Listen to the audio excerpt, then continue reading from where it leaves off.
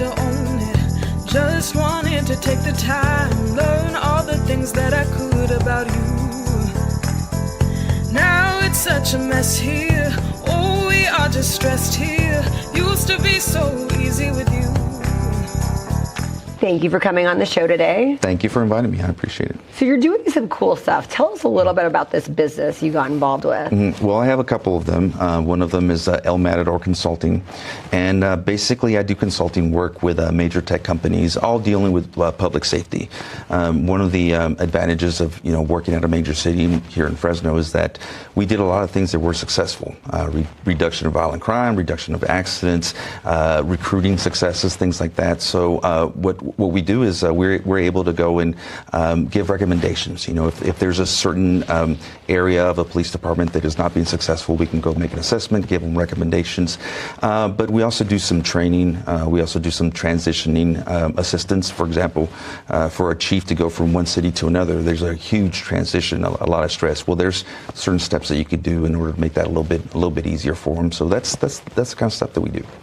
So is it safety in all areas, like with cameras and everything? Are you going to check to make sure like that we get, all of our cameras are working right? Like, how deep do you go with safety? Yeah, so we do assessments for buildings. That's one of the services, and that's basically going through your building. Whether it's a church, whether it's an office building, a business, whatever, big or small, and we give an assessment of basically how safe is it. What's the probability that something's going to happen, or if you were, heaven forbid, an active shooter came into your location. Are you prepared? Are the employees prepared? And actually, there's a Senate Bill 553 here in California that actually went into effect July 1st of 2024 that mandates, it's the Workplace Violence Prevention Act.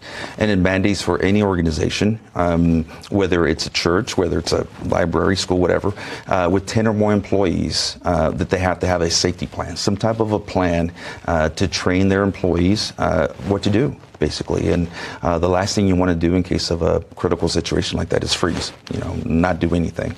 So it's just a way to prevent or lessen the impact of something horrible like that happening.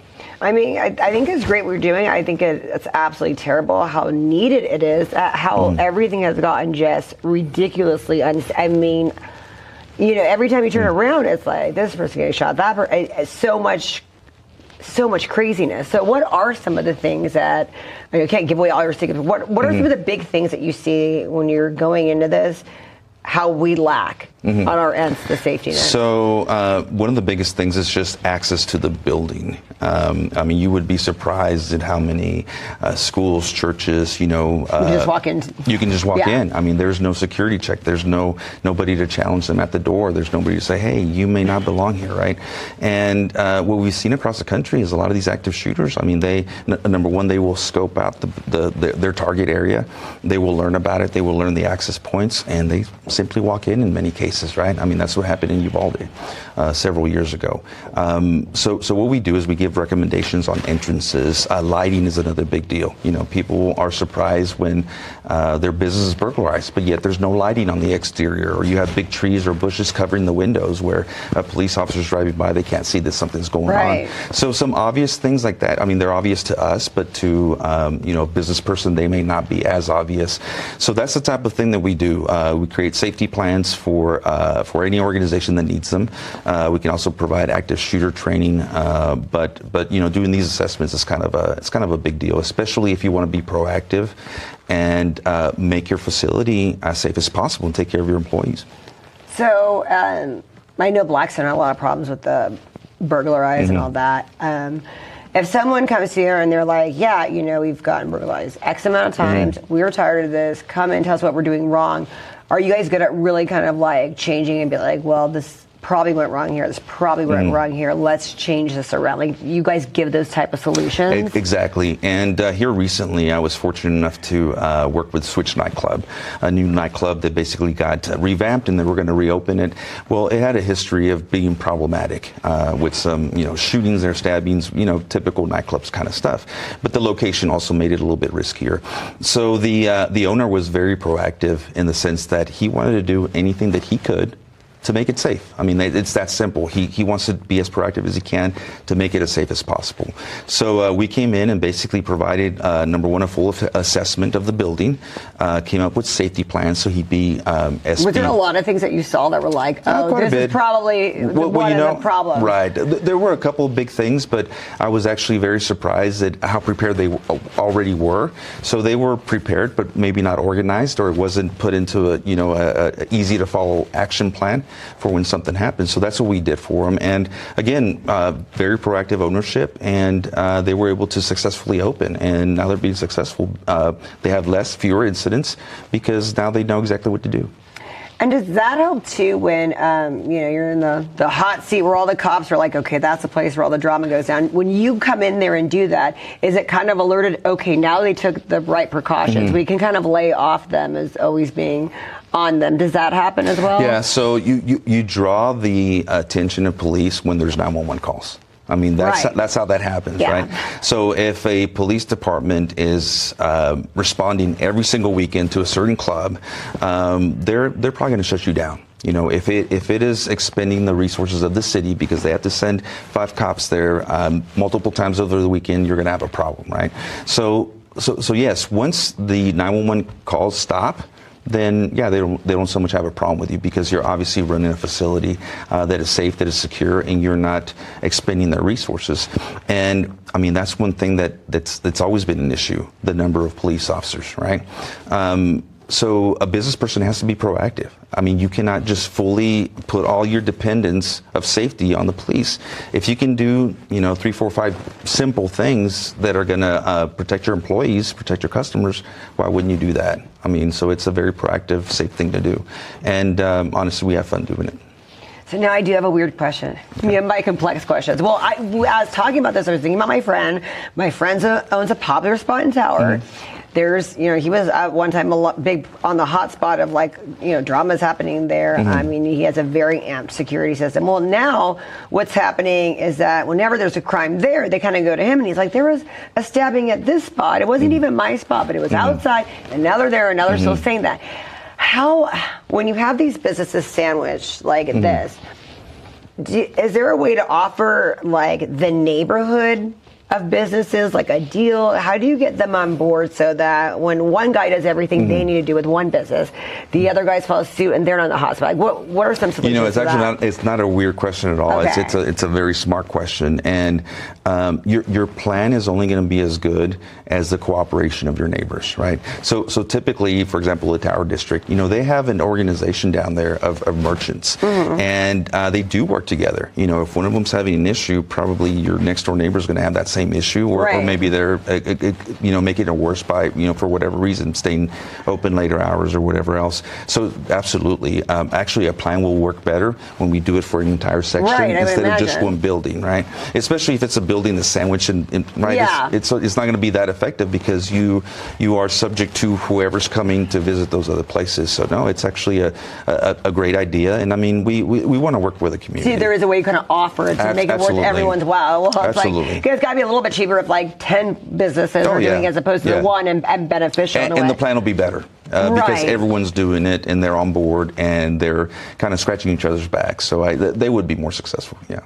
Well, I really love to see. I'm sure a lot of businesses would love to see that happen around there. So how do we tell everybody about your services? Where do we? Yeah, so we have a website, elmatadorconsulting.com. I mean, just how it sounds, El Matador. How'd you guys come up with that name? Well, I was actually going to fund an LLC that was my kids' initials. And you would be surprised how many names are taken. So I was trying every possible combination, and they were all taken. So that was actually an old nickname from my 20s, and I have an email that says El Matador. So I was like, well, I guess I'll do this, and created a cool little logo. It's got a bull on there. I think it's cool. Yeah. It's a Hispanic flair, and I like it. But I try to make it my kids' names, and it just was not possible. And to add to that, we also have a company called Innovative Security TA. So it's just Innovative Security TA, and we carry the latest in technology as far or is security systems.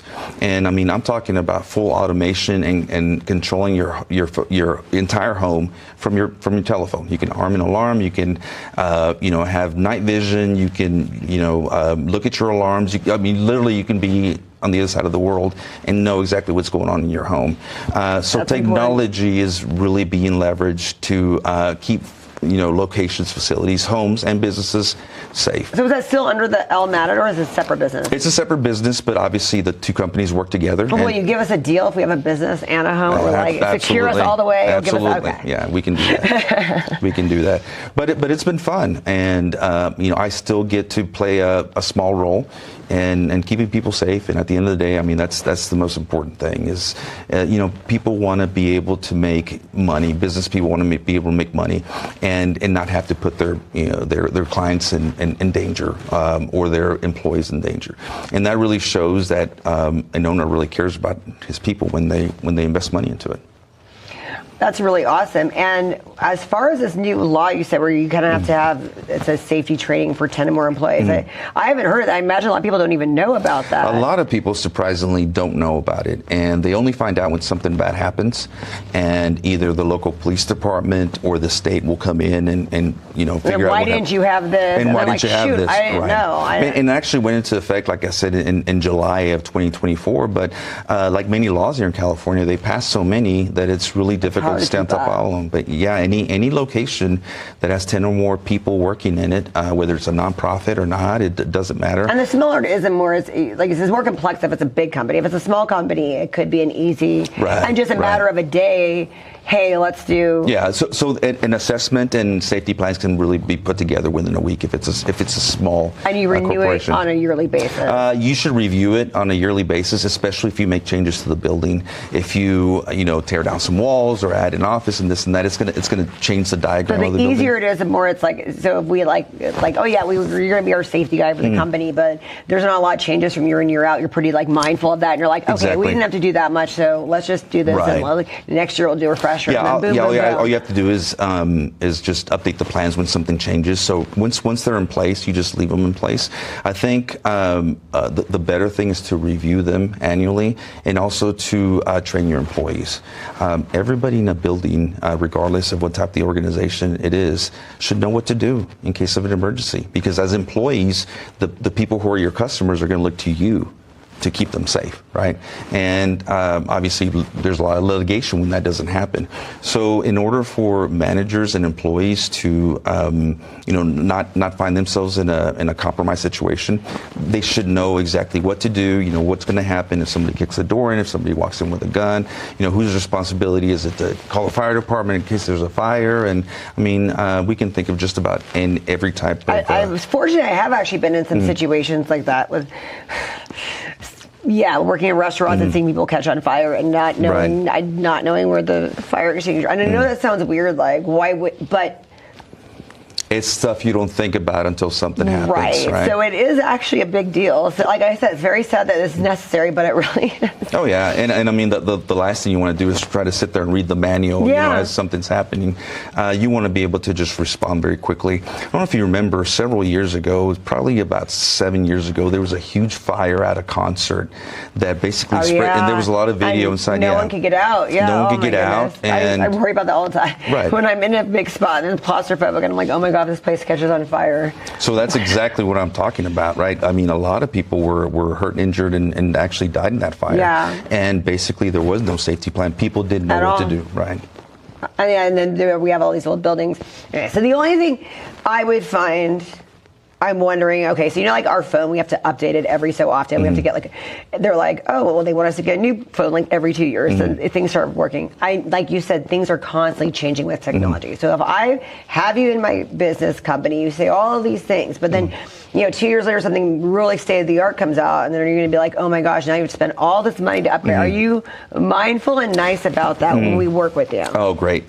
Great question. Actually, all of it is customizable, and it is made, so it's all connected to a network, so it's made to easily upgrade it. Okay, so it's as simple as just replacing some of the hardware. Okay. And very easy to upgrade, because you're right. I mean, that's some of the things we worry about. Oh yeah, and especially with technology. Yeah. I mean, if you got a phone that's 5 years old, guess what? It probably doesn't work, or there's something a lot better out there, because it is growing very, very fast. And the analytics that you can get on these new cameras, I mean, they can literally you can literally search, hey, find a red truck that drove by, on this date, and it'll go back and find that. So you make it where you can update that without having to go back, change everything, take it all out, put a new one in. Absolutely, yeah. Okay, well, that's really cool. And then, are there just deals on how big the business is and how they get a hold of you and everything? What are some of the perks that you've noticed or you've seen? Like this one guy came to you for multiple businesses, right? The Switch Nightclub. So how does that work? So if they just want to reach out to us, and I'm very easy to get a hold of. I mean, there's a button on the website. You just send me a message, and we'll contact you the very next business day. And like quotas. We'll just set up a meeting. We'll take a tour of the facility and say, hey, you know what, this isn't going to take too much. So and obviously here in the community, especially if you're a business person that's just getting off, we're going to give you a deal. So you can be safe, you can keep people safe, and you can be compliant to this new law. Well, I think it's great because, I think it's one of the biggest problems. You have all these mom and pop businesses, and they're like, oh my goodness, now I have to do this, now I have to do that. And now they're getting run out of town. I mean, that was one of the things I had talked to Dr. Phil about when I met him. He's like, that's a big reason he left California, was to run his businesses in Texas, like the Doctors on Demand app and stuff like that, just because of all the legislation and everything. So I'm glad that you're mindful of mom and pops trying to stay here. Of course, yeah. No, absolutely. We want to be as supportive as we can. And at the end of the day, we're all part of this community. And it functions well, it runs well, because people help each other out. I mean, I've had people, help my business out, once we were just getting started. So, of course, we're going to return the favor, because, like I said before, at the end of the day, it's about keeping people safe. It's about promoting business, small business. It's about truly being a community that helps each other out. So that's what we want to be, as good neighbors. And you had mentioned to me, I think it was backstage, about you do this internationally. So like if someone has a business here and someone does have a business in Texas, how does that work? So, fortunately for me, I was able to develop a pretty good network of friends in law enforcement, mainly other police chiefs who are, since retired now, they're doing private business. So, most of us know each other, and there's chiefs all over the country, and we work together. So and it works the same way, right? If there's a need here, and they'll call you. They'll call me, and I'll take care of something that's close by in proximity, and they'll do the same for me. But what's best, as far as that network, is just having other people to bounce ideas off of. I mean, these are brilliant, brilliant people who dedicated most of their lives to serving the community, and they still want to be involved. So this is a great way to do it. There's a way to be like, hey, you have 3 different states with things going on, and you can make sure that they're equipped in each state without having necessarily go there yourself. I mean, you might if it's big enough and you feel necessary, but you might have someone else that can go do that. Absolutely, especially if I'm tied up or if I'm already at a conference or whatever, we can send somebody else. So. Well, that's cool. It seems I love it that you're doing it. So you gave us one of the websites. Is that for both of your? Yeah, so they're all interconnected. So you can get from one to the other. Go to Matador. You can go to elmatadorconsulting.com. You can go to Innovative Security TA, and that's technologies and automation is what it stands for. But yeah, look those up and send me an email. We can sit down and work something out. We talked a lot about the businesses. What do you notice the most when you were doing the in-home security? What are people messing up with the most in their house? You know what it is? It's that they never take the time to learn the system. So they'll invest the money and they'll pay for monitoring, but they really don't know how to work the system. Like they don't turn it on a lot of times. Oh my gosh, I know. My mom just asked me to do her Ring doorbell. Yeah. And it only works if you turn it on. Right? It only works if you're actually using it. But people, a lot of people these days, they just want to protect their home. They want to see what's going on. We want to protect our home, but easy and not have to Oh, these are some of the simplest things. So you really make sure that. So that's the biggest thing. People have stuff they're not big using. Buttons, That's because they don't know how to use it. I could see that. Okay. They don't because they get so big and so complex.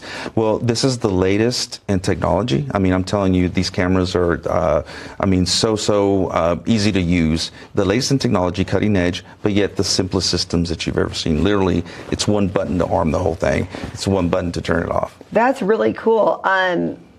Do you have an Instagram or Facebook for the businesses? Or not We really? do. We actually, Okay. yeah. So there's Instagram and Facebook, and actually LinkedIn as well for these two businesses. For Matador. So yeah, so you can it's find Matador them. and what's the other? El Matador? El Matador Consulting and Innovative Security. Innovative Security. Yeah. Okay, so we can go on. Are you going to do little videos every time and say, this is an easy way to make it safe? I haven't done any of We're them. going to do the, Yeah. like the little tips. I should. Oh my I gosh, should, see, yeah. there we go. I should do that. It's a great idea. Thank you so much for coming on the show today. Really, thank you for letting us pick your brain. Sure. And then, yeah, we'll have you come in next year and give us we'll do some safety tips. Absolutely. I'd love to do it. Thank you so much.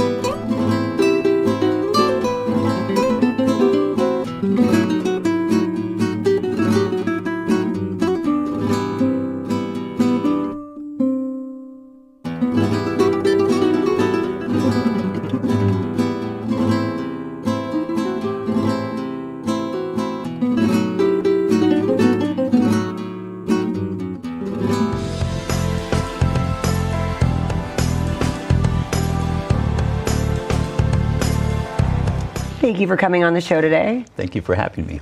Okay, so tell our viewers who you are and what you do. I'd love to know your story. Yeah, well, first of all, thank you so much for the opportunity to be here. First of all, I would not be here sitting in front of you right now if it weren't for a lot of people over my entire career. 4 people that I speak up all the time. First is my wife, married this year 36 years. No way. You look so young. Wow. Thank you. That's really cool. We first met in 1979, had our first date in 83, began going steady in 85, and we've been together ever since. Wow. She is a middle school teacher here in Fresno Unified. We both taught for a number of years together, different school sites, different school districts. But it's been a lot of fun. She and I have 3 daughters. Our oldest, Audrey, is a nurse practitioner here in Fresno County. Our middle daughter is Brooklyn. She's a nurse in Colorado. And our youngest daughter, 25, is an attorney here in Fresno. So I've been blessed. I've been blessed. 4 powerful women being raised in my home, and it's been a blessing. So you got them to value education. Yes, absolutely. And that's one of the reasons why I'm here. One thing that I've grown to understand, especially in my history growing up, is that education changes lives. It changed my life as an individual. It had the opportunity of changing our daughters' lives. And it's actually changed the life of our community. And what I mean by that is we respect our neighbors. We respect our community. We give back.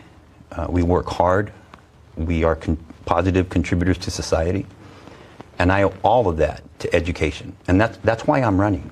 I'm running for the Fresno County Superintendent of Schools, not just because of my family, but of all students in Fresno County. I don't know if you know this, Sparkle. There are 200,000 plus students in Fresno County. And I am committed to every single one of them because I saw what it did for me and for my family. I grew up in Sanger, grew up in a challenging neighborhood. If it wasn't for our parents who made a very strategic move to move us from one side of the town, across the tracks, to another side of the town. Makes a difference. The side of the track, it's a real thing. It does, but here's the point that I talk about. See, our parents couldn't help us in education. They couldn't help us with the math or the reading or the writing, but they were present. And a valuable lesson that each of my 6 siblings share is that when they made that move, they left a $50 a month mortgage to a $200 a month mortgage. I'm the oldest of all 6. I saw their struggle. Wow, 3 times as much. I saw the challenge. right? But we owe them a great debt. We absolutely do. They were present. And when I think about that, that's a very important factor as a parent, is to be present. But we have to educate our parents on what that means. And that means being an advocate for your child, everything education. They might not be able to help them with math, language arts, sciences, but they can be present. And I aim to bring that to Fresno County.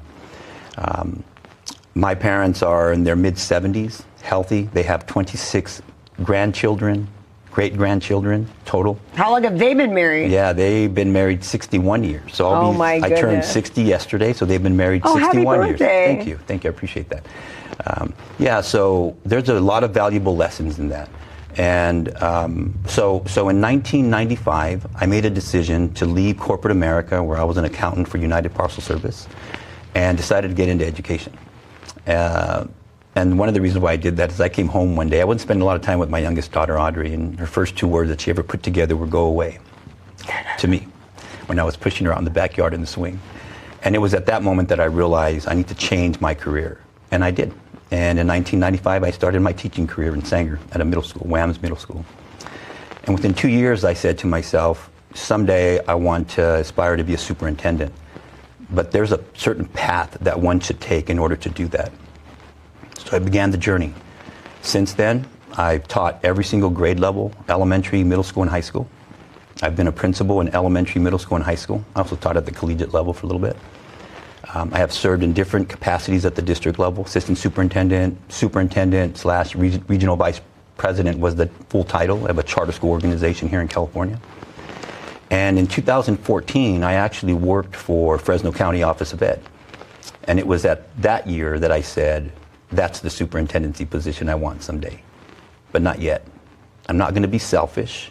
I'm going to make sure that I do more, check off all the boxes to be the best representative for our county, for Fresno County. That's fair. Yeah, and so I began that journey. And 11 years later, I'm ready. It's time. And I'm here. I've been here ever since I was born. Never left Fresno County. Was raised. And you've been everywhere because you had the Sanger experience. You kind of worked in every. And that was intentional, to be honest with you, right?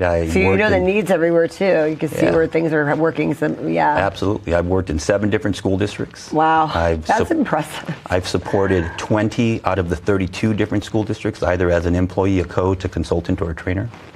I have prepared myself not for selfish reasons, for unselfish reasons, and that's to be able to give back to this county that has done so well for me and for my entire family. And when I think about that, I am the only candidate that has that breadth of experience. I also speak Spanish, so knowing that our county is, has quite a diverse background and demographics, I can walk into a room, speak Spanish, I can walk into a room and speak English, but more than that, I can support a system that is broken, in all honesty. And I look forward to sharing that a little bit more. When did you get a doctorate? Yeah, so in 2007, the journey began, and we finished, and there was a group of us. We finished in 2010, but when I say we, my wife took a lot of burden, right? Wow. I became a hermit for 3 years, actually, and she's been a support system for me my entire career. So why was it important for you to get the doctorate? Yeah, that's a great question. I think acquiring knowledge becomes very important when you're going to take leadership roles. That knowledge should not only be left to theory, the study of things, but it should also be about being a practitioner in the journey. And so that's the reason why I made a commitment to myself and to our family. And when I talk about our family, I'm talking about the 50+ nephews and nieces that I have all over Fresno County. You could have your own school just with that, and this is family. Okay, that might be true. And I felt that having a doctorate degree, first in our family, I wanted to do it for really a simple reason. Not only for the betterment of myself to be unselfish later. By getting my doctorate degree, Sparkle, I was selfish. Yeah, I imagine. With time, you had to be. And with the family, right? but I was also doing it so that someday I could be unselfish and give more to everybody. That's how it works. Yeah. So I want kids to be able to come up to me and say, why do they address you as Dr. Alvarado? And I don't see that as being prestigious. I would rather people call me Johnny, and I would rather earn the title of being Dr. Johnny Alvarado as opposed to just calling me that. I like the name Dr. Johnny. I think it has a nice ring to it. Thank you. I appreciate it. Yeah, so when kids ask me, I can tell them the journey, right? Here's this kid that grew up in I like referencing the neighborhood I grew up in, which is La Chancla in Sanger. Very challenging neighborhood. I was doing a lot of things at a young age that probably shouldn't have been doing, but you know, you become a product of your environment, right? And I have used that statement for such a long time because we all become products of our environment. We need to change the environment in Fresno County because for the last 11 years, I don't know if you know this data, but for the last 11 years, year after year, consistently, remember we have north of 200,000 students in Fresno County. 57% of them cannot read or write on grade level, and 70% cannot do math on grade level. Wow. Every year for the last 11 Wow. years. A lot of people don't know that data, but I'm sharing that data because it's time that we address that, right? And we address it with somebody who is here from Fresno County and somebody that's ready. And with my vast experiences in education throughout many different school districts, 7 or 20, if you want to look at it that way, I'm ready to serve. I'm ready to work alongside our district superintendents, to be a thought partner with them, but also to be a leader in this role. Why do we have such a broken system? Yeah, that's a great question. You know, I like to formulate that in my head on how do we address that, right? And I like to address it this way. When becoming the Fresno County Superintendent of Schools, I am going to own that role. And I am going to own the responsibility of that role. I don't share the 57% and the 70% just to share it. I believe in another philosophy. We all need good pressure placed on ourselves. Without good pressure, we become lackadaisical. Right. We become content. We become status quo. And so when I share that data, I'm already applying pressure on myself to want to change that, right? So the first thing is, the way we change it is that we have to own this position. Now, the reason why I share that is we have a candidate currently that has made the comment that her favorite part of the job is visiting other school districts and, you know, taking a picture here and there and posting it on Instagram. I think that's important to do, but it's not the role. It's not the most important role. We have another candidate that says it's not the Fresno County Superintendent of Schools' primary responsibility, direct responsibility for student academic achievement. That falls on the district superintendents. I totally disagree with that. I am going to own that role, and I'm going to work alongside our district superintendents to make sure we are all, every single one of us, are elevating academic achievement for all of our kids. Without it, without educating our populace, our young people, crime goes up and poverty increases. Education changes the lives of an individual, his or her family, and a community. And that's one of the reasons I want to serve. So that's the first thing. You have to own the position, and I'm here to do that. The second is that we have to admit that there's a problem. If you don't admit that there's a problem, you're never going to solve the problem. I think the stats show that there's a problem, like you just said. Absolutely, especially for the last 11 years. Right. Here's another fascinating piece of data. The most shocking of all, I think, is that our 11th graders, same amount of time, 10 years maybe, 10 to 11 years, 44% of them cannot read or write on grade level. This is last year's data. And 74% of them cannot do math on grade level. This year, they're all seniors. In 3 months from now, they're going to graduate. They might be given a diploma, right, as opposed to have earned the diploma. And then where do they go, right? And so we need to address that. We need to identify there is a problem, and then we need to solve it. And then the other way we solve this problem is we need to have a very clear, delineated process. There's something that exists in education called multi-tiers systems of support, MTSS for short. And multi-tier systems of support is kind of like the mothership. And there are 4 main categories or components in multi-tier systems of support. Academics, we should do good in academics. Behavior, we should be aware of the behavior that's going on in our schools. Attendance, kids need to come to school. And social emotional learning. I heard you say on one of your other castings about mental health of students and how we need to be laser-like focused on addressing that. Well, MTSS is a way to do it. A lot of schools are practitioners of this, right? But obviously there's something missing. And so I'm going to touch on those because I'm not one that just likes to talk surface level. I'm going to be very quick about this. The first one I think we always should address is the behavior. We need to provide consistent and predictable structures so kids can behave. Today as I speak to you, one of the biggest things that teachers talk about is the challenge and the struggle in their classrooms with misbehavior of students. And it doesn't help when our governor for Senate Bill 274 says that, you know, we can no longer suspend for willful defiance. Now, I'm not a proponent for suspending. I am when it's called for, though. I will say that to you. And we need to address that, right? So we need to have a system on a school campus, and I've been doing this specific work since 2009, actually. I've helped schools in Fresno County, in Monterey, throughout California, throughout the United States, actually. I have trained upwards of over 100,000 teachers. Wow. Many different schools and school districts and counties on this simple idea of creating a behavioral management system that everybody can speak to. When everybody can, we become practitioners of a system. And then that creates predictability, and it creates consistency, and we don't confuse kids. So we'll be better classroom managers in that regard. How do we do that when the governor is not even working with us? Like you said, they can't even, when you're restricted on how you can discipline the children, how do you do this? You have to be bold. You have to be creative. You have to be willing to say, that's the parameter. How do I work within the parameter? Right. So the system doesn't say you can't suspend. The system says you have to provide interventions for students, right? And so this system that I talk about provides clear and consistent expectations. As an example, the moment a student does maybe a low-level misbehavior in a classroom, something that's not a suspendable offense, how do I, as an adult, address that, right? That is going to get favor from a student and not create challenge for a student. And then we have to say, there might be a point in time where we have to suspend a student. Those are the 2 endpoints. What do we do in between to create interventions? That's the system that I talk about. When we can do that, we get a lot further along. The second component is academics. Here's something to think about.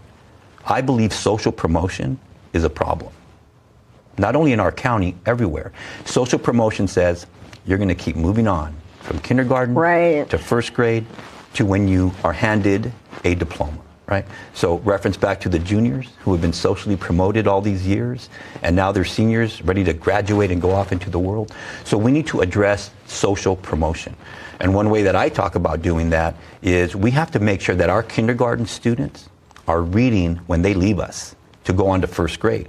Here's what happens with social promotion, something for you to think about in our entire audience.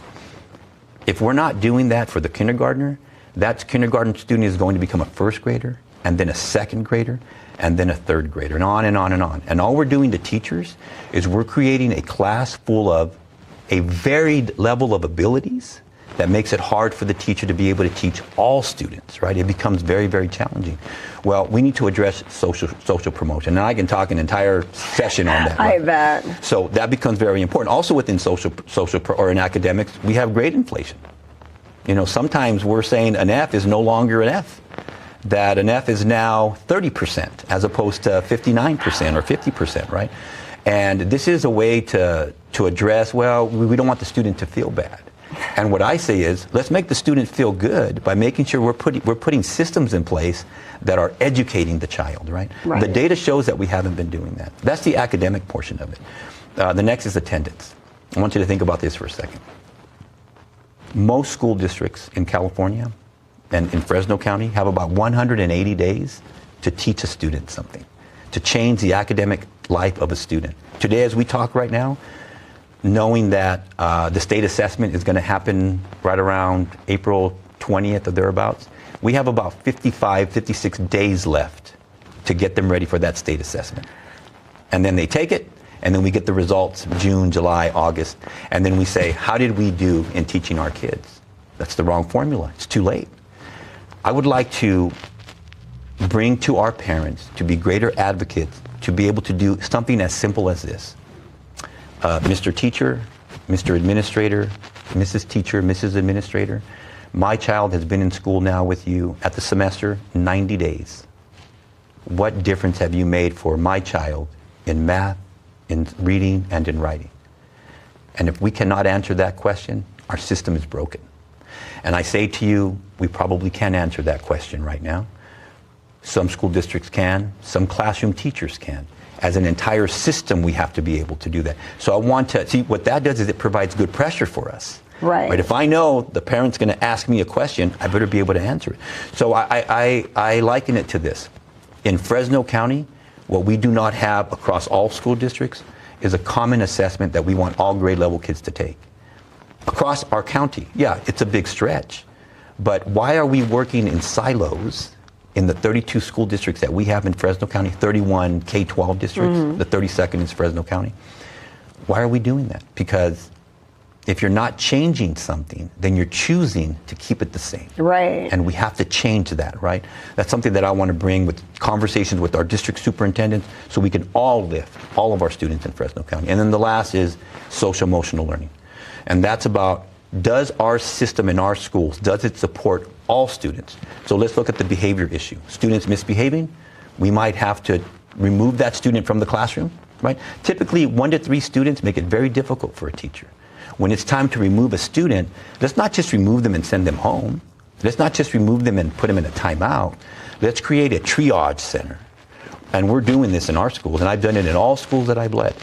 And we then evaluate the student. What do you need? What's going on? How do we work this? Restorative practice becomes a very important component in a behavioral management system, right?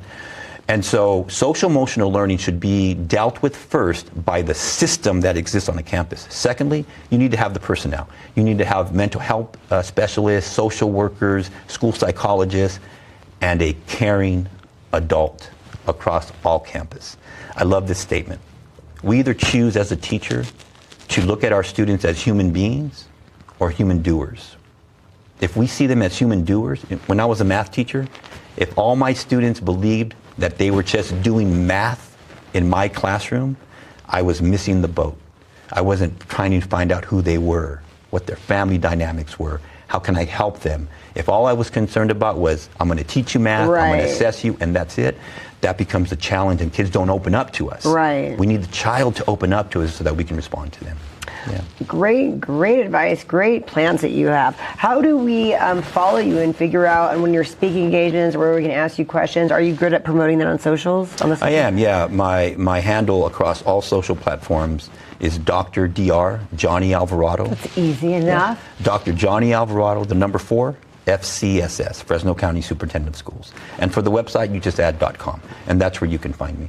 On there, you'll find a lot of information, especially some stories that I wrote about teachers who are very impactful to me. Oh, awesome. My 4th grade teacher actually just sent me a check the other day. So. That's so cool. I love stories like that. Yeah, she and I have been together and always close for a long time. That is so awesome. Yeah, I love that. Great support. It all went full circle, huh? Well, I cool. think this is what she knows. She knows that what she did for me in 4th grade is why I can sit in front of you today and be the kind of leader that our Fresno County students, teachers, and administrators and district superintendents need to walk alongside them in this journey and help make a difference for the poor data that we've had for many years and to work towards getting it right for our kids. Thank you so much for coming on the show today. Everybody, follow Dr. Johnny Alvarado.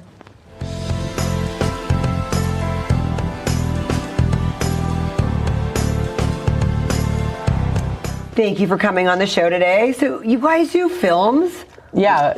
We've been doing it, you've been doing it for 11 years. Yes. Wow. How did you get your start? I started in a small town where actually none of that it was actually taught. What town's that? Mendota. Okay. So I was actually self-taught when I was younger, and I grew to fall in love with film.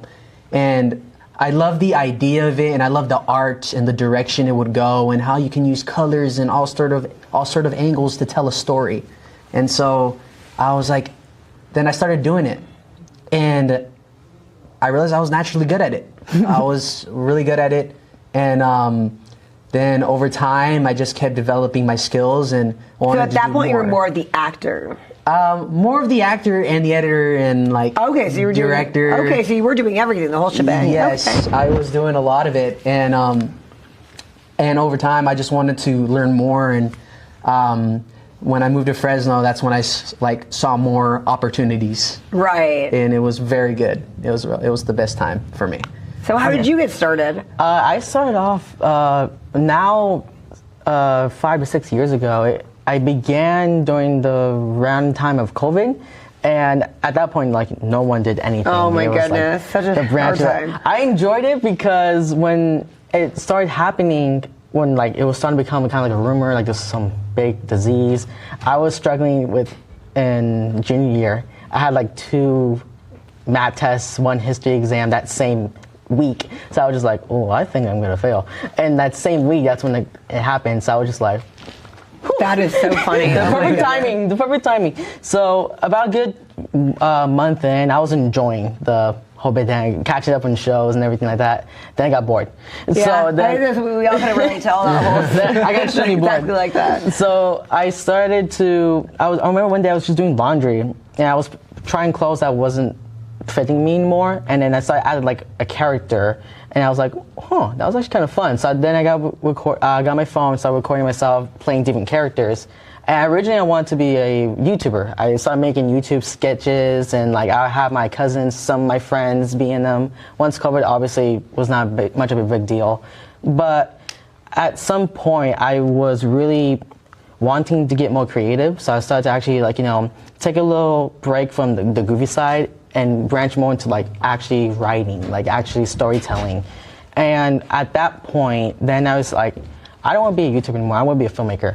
So done filmmaking, I was blessed to have met amazing people like Ryan Lance Baker, who's actually doing his musical Goodbye Code in Blue right now. Oh, that's so cool. I'm I so love excited. that. I'm so excited for him. Very excited. And then after that, I met a bunch of amazing people like Robert Tigo Vargas. I met, like, he's one of my closest friends to this day. And then I was continuing to work for so long, and I wasn't really getting anywhere until I met this guy at a CMAC festival here. Oh, right on.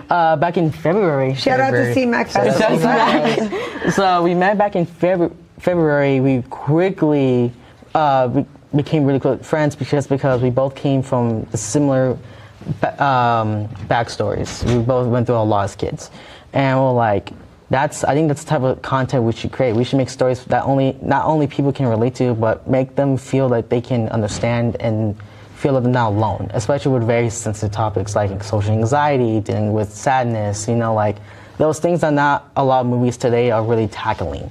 So we wanted to become a little duo. I would write and direct and have him star in it, but then he would become more of the behind the scenes guy, doing more camera work, cinematography, lighting.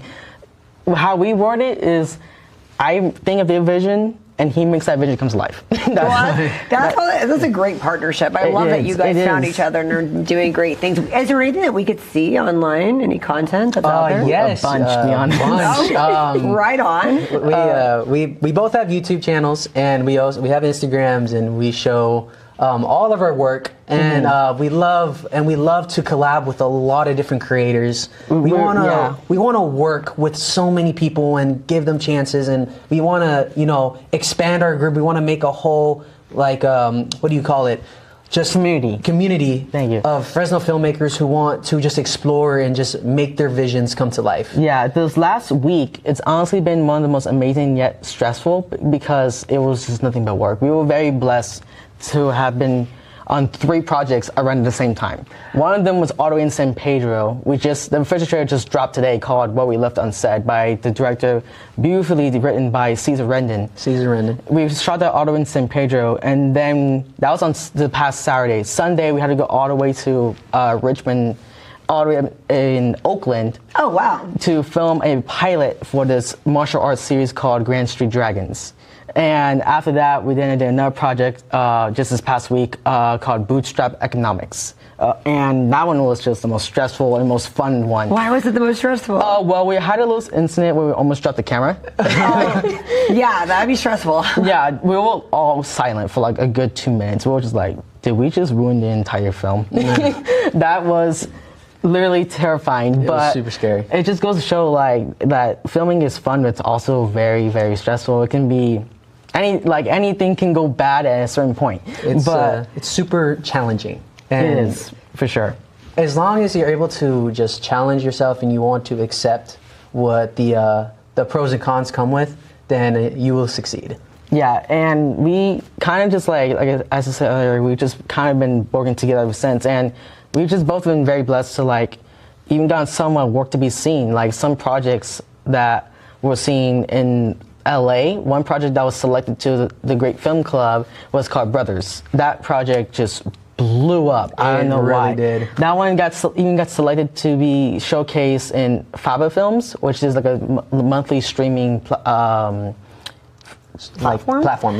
and it got selected for January. The entire month of January, Brothers could be seen throughout the entire service. So we were just extremely excited, and we don't take lightly every single time we get selected from different film clubs like Indie Film LA and Great Film Club and Faba Films. We are always appreciative. And we always just try to keep going and like leaving a path for inspiring creators, inspiring filmmakers. As Jared said, that we wanted to kind of like leave behind a trail for the future of upcoming filmmakers. Because when you think of filmmaking, the first thing that comes to mind is Los Angeles, San Francisco, like anything out there in the Bay Area, but everything in between is kind of like bits and pieces here. We're trying to leave pathway to hopefully one day Fresno becomes that next hot spot for filmmakers, so that way you don't have to wait years to like save up money to go to a film school that might not work out, or right. Like, you're wasting time where you can be how we were, like studying, keep working hard, grinding, doing it all. Exactly. So like to the point like when that there comes a point where like it's no longer waiting to achieve your dream when you can do it right here, right now, in your own home. And you are traveling. I'm really kind of like impressed by the whole. You guys went to Oakland and a martial arts. That sounds like a lot of technical stuff. What did you guys do? You guys actually shot the footage?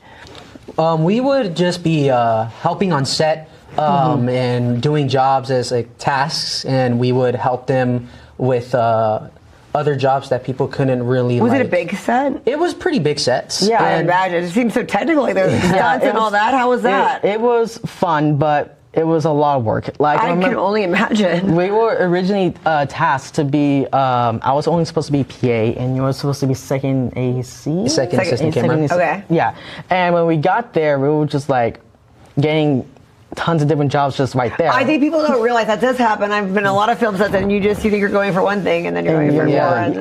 But it's great that you guys are willing to be like, hey, I got this. I got this. I was a little nervous because I was going to be script supervisor for Bootstrap Economics, but for Grand Street Dragons, I was immediately just given the job of like, okay, I feel like you have more experience. You're going to be script supervisor, and I was just like. Can I hold up? So then I had to like basically keep track of all the actors when they're fighting, and mind you, they're fighting, so you get tossed around. Oh my goodness! So if we're doing one scene, for example, like camera A is right here, camera B is right here, scene D. If the actors are right here, I gotta make sure everybody knows, like cast and crew, including actors, know what camera B for shot 3A. And if you move, then we gotta do the new shot with new everything. So it's a lot of work. We filmed for about 12 hours. And then we had to drive 3 hours back to Fresno. Yeah. Oh my gosh, that next you guys morning, are incredible. That next morning, I only got like 3 or 4 hours sleep because that next morning was the day one for shooting Bootstrap. So it was running on 4 hours of sleep. You guys are incredible. And then you had some interesting stunts. Can we talk about one of your crazy stunts? So I raised myself to, like, I always get hurt, like bikes, skateboards and everything. I love to do so much, like, crazy stuff, so much. Don't try this at home, kids. Do not try this. Do not try this at home. It is completely... Johnny Knoxville, as we call him. Johnny Knoxville, please call me. I just love doing it, and I've trained myself, like, to actually, prepare myself for these kind of things. So I was actually hit by a car. I know, I'm okay. But I was hit by a car for our show that is out right now called Millerton. It's on YouTube. You can go watch it. We had a stunt in mind, and I actually came up with the idea and the ambition to do the stunt. So I said, how about you guys hit me with the car? And I was very hesitant. He was very hesitant. He did not want to do it. I was, because I'm the writing director of the show. So like basically, if this ends up bad, it's on me. So I was just like, do we really have to hit you with the car? And it's the headlines. Who wants to work with this director? Yeah, right? who wants to work with him? My career's over me. But I told him to go faster. He got mad at me. Yes, I got mad at him, but we wanted it to look as good as possible. So I was like, for the shot. But we said, let's just go 15 miles per hour. Let's see how it looks. And once we did that, it kind of looked too slow for me. So I was like, go faster. We did it a second time, and it still was slow, but we decided to keep it and just, work in editing to see, or I decided to work in editing to see how we can make it feel like more impactful. Like you can the actual hit like impactful and everything, and like it was a lot of work. We've been filming Milton since October, late September, beginning October, and we're about 5 episodes in. We need 3 more, and with hopes to get this onto like a streaming service like Tubi. So like that's the dream goal right there. And it's a lot of work. We've been doing this wonderfully with. And is this at Millerton? Yes, it's actually filmed here in Fresno in the Central Valley. We posted on Reddit. People are loving the show. Yeah. We're gonna be releasing more. It's popping right now. It's doing well. We released it on. I'm so sorry. No. It's okay. We want to shout out to our good friends, Lydia and Johnny. Yeah, Jonathan Silva, Lydia Ewald. They're 2 of the main characters, as well as this guy. the trio of the show. So a little synopsis of Millerton. Basically, it's about these 3 friends, Jules, Cameron, and Raphael. Basically, their friendship's coming to an end, per se, because 2 of them are moving out of state, out of the country. So, like, it's kind of like a little goodbye. So, like, that last week is like the last week they have together. So it's a bit sweet. And then they stumble across this strange paper called the Happy Valley Dream Survey. And it's based on an actual ARG that actually happened in real life, I think, like 10 years ago now at this point. Yeah, 10 years ago. So I thought of the idea. I kind of just wrote, what if this actually was a lead up to something more demonic? And then that's kind of when I wrote Millerton, and we've just been filming that. It's a found footage, but we just had so much fun with it. The actors have so much of a voice in the show, and that's something about me that's like, I love to have actors' inputs into the show and any projects that I do. And something very different about this one that I don't usually do in my other projects is that I give the script, I make the guideline for the characters, and I give them that, and I'm like, so this is how the story's gonna go. Everything else is up to you guys. So they asked me like, Ooh, wait, that's fun. So they asked me like, wait, how did this get to there? I'm like, figure it out. And it's very ambitious, and some may think that's a little risky. I'm like, I know, but they enjoy it. It gives them so much freedom. That is pretty cool. It gives them so much freedom. Creative freedom. And if you say, well, because one of my buddies, Jonathan, who's taken such a really big step from acting to directing, at some points he'll almost direct an entire episode by himself. And I'm just like, have fun. Have fun. Like it was such a dream and such a good time to shoot with these people. And they're super talented. They're amazingly talented. They're amazing, and they're good friends of ours. And we're just really happy to have them on this project. And we want to do more stuff like this in the future, and for our future projects that are coming up very soon. And I think people will be very happy of what we have to release. Are you guys great about telling us on your social media when something's going to drop? Oh, of course. Yeah, we're always consistent with our social media. Okay, well, tell our viewers what's the social media. My social media is it's JC the Woo. Yes, I know. How do you spell it? Is it WOO? Yeah, yes, WOO on Instagram, and my YouTube is Above Ideas Productions, and it has like a little flower on it. And then my Instagram is Alexander Quezada 8.828, and my YouTube channel is AQ Productions with 205 subscribers, because there's like a lot of people that have the same amount, so I always try to get the actual sub count so that people can find it and everything.